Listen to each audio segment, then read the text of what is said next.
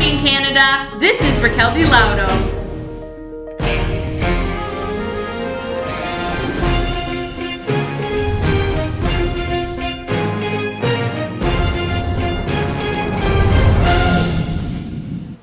In light of our recent news reports stating that climate change is a threat to our world, we would like to contradict this and address these reports. According to the UN, these reports written by the United States Environmental Protection Agency are simply propaganda and speak no truth. Climate change is not a threat to our world. The report also highlights water as a main problem and how pollution is affecting both our fresh water and our oceans. We would like to assure you, Canada, that there is nothing to be worried about as...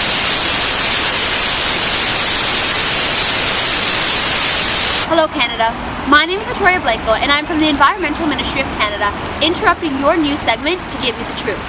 The climate change reports written by the EPA are not false. Climate change, and especially water pollution, are a pressing issue to our Earth, and I'm here to explain why. Behind me lays the Don River.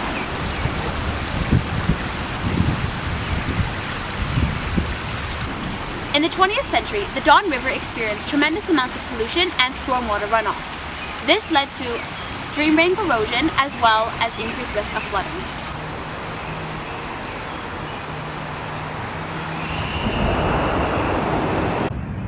The Great Lakes are another local area of concern. This is Lake Ontario.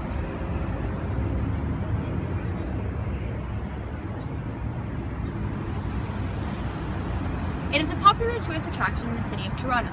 However, with increase of population, the introduction of invasive species, chemicals, and climate change, they continue to threaten the lake's health. These various problems affect human health, fish and wildlife habitat, as well as ecological health and reproduction.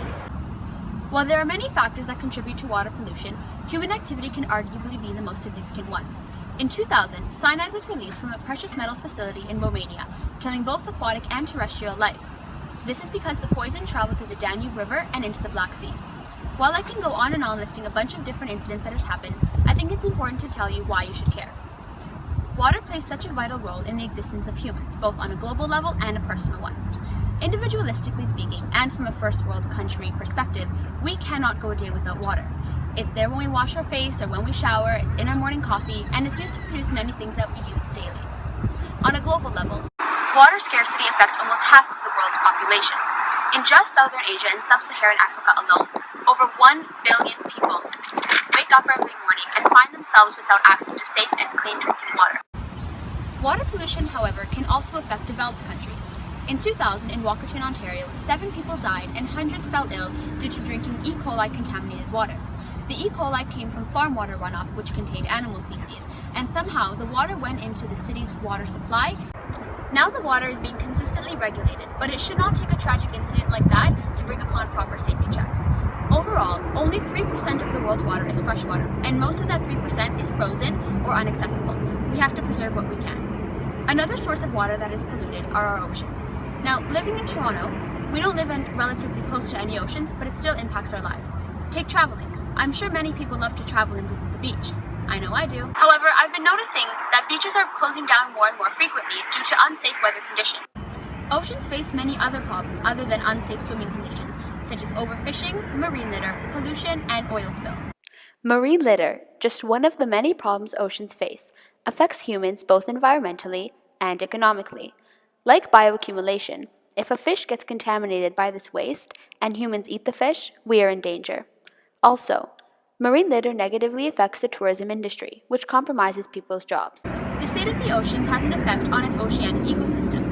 If we look at an oceanic food chain, it can lead back to humans. If a fish, let's say a salmon, eats contaminated food and we eat the salmon, we are indirectly ingesting these harmful toxins. This is called bioaccumulation. Now we are going to take a call from the one and only Vittoria Colantonio. Hello Canada, my name is Vittoria Colantonio and I'm here to talk to you about overfishing and oil spills and how they contribute to the depletion of our oceans.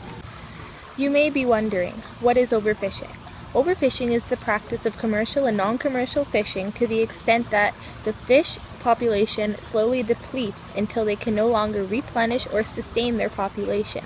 This method, when done with high intensity, can overexceed the carrying capacity of many fisheries. Now I will be discussing some of the impacts of overfishing. It is not only the fish that are being affected by this.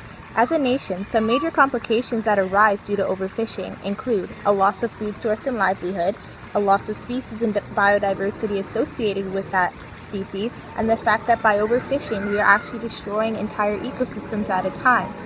Overfishing is a self-destructive cycle that is fueled by an increase in global demand for seafood. The reality of this is that the industry is dominated by fishing vessels, and nature's ability to replenish the fish has ultimately failed. Why is overfishing a problem? Over 25% of all the world's fish stocks are either overexploited or depleted. Another 52% is fully exploited and are in danger of overexploitation and ultimately collapse. A total of almost 80% of the world's fisheries are fully to overexploited, depleted, or in a state of collapse. And worldwide, about 90% of the stocks of largely predatory fish stocks are already gone. This comes down to two serious problems. The first problem with overfishing is that we are losing fish species as well as entire ecosystems. As a result, the overall ecological unity of our oceans are under stress and at risk of collapse.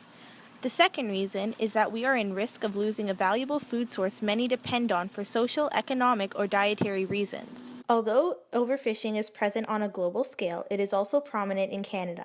The best example of both ecological and economical dangers of overfishing is found in Newfoundland. In 1992, the province's cod fishing industry came to a stop when no cod appeared at the start of the fishing season. Overfishing and years of fishery mismanagement were the main cause for this disaster that resulted in almost 40,000 people losing their income and an ecosystem left in a state of trauma. Further causes of the fishery collapse in Newfoundland were factors such as technological progress and ecological ignorance. Technical advances like tracking devices allow fisheries to locate the fish populations they are looking to catch, which also enables them to take more frequently, as they know where the fish are and when they'll be in those specific locations. Ecological ignorance refers to how fisheries manage their resources and how much of an understanding they have of environmental challenges within the ocean's ecosystems. The Earth has large reserves of oil and gas trapped deep beneath its surface. Sometimes these reserves develop cracks, allowing the oil and gas to leak out. However, because these are natural, they do not cause any major damage to ecosystems. On the other hand, there are times when the same problems occur because of human interference, which can cause serious problems to aquatic ecosystems. Recently, oil spills have become a major concern for oceans and the world's water supply. This is because when an oil spill occurs, it can cause a variety of problems for both the environment and for us. An oil spill happens when oil is released into the environment by cars, boats, or pipelines. These spills usually occur due to disregard and are a major form of pollution. There are many different types of oil spills.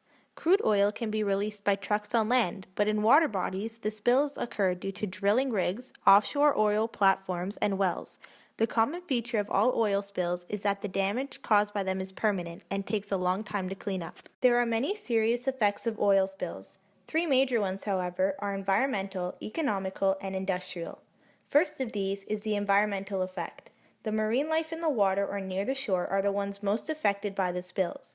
In most cases, the oil can choke animals sometimes to death, but the animals that survive do face a number of other problems. The oil can work its way into their fur, and as a result, both birds and mammals find it harder to float in the water or even regulate their body temperatures.